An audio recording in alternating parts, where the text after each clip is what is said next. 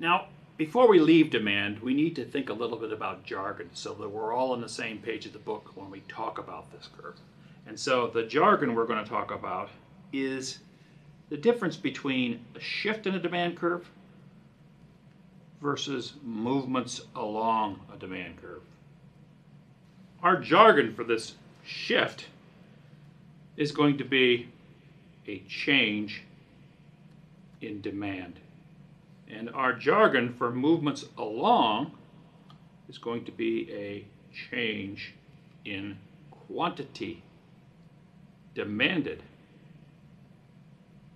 This may not make much sense right now, but it's fundamentally important that you and I are on the same page of the book about what you mean when you tell me, oh, demand is going to increase, or oh, demand is going to fall. You may think that if price were to increase, you might say, well, at a higher price, demand will fall. That's not quite true, because you see, we've constructed our demand curve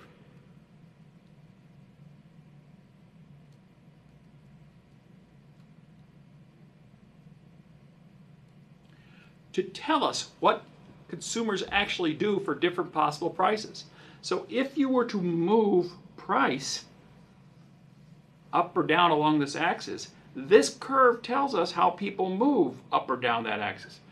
The curve itself is called demand. It's stationary to a change in price.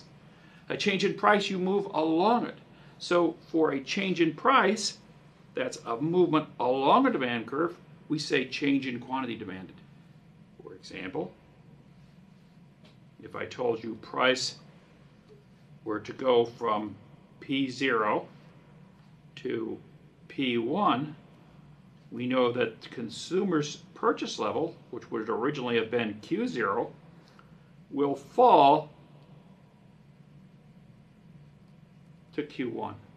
This movement along the demand curve is a change in quantity demanded.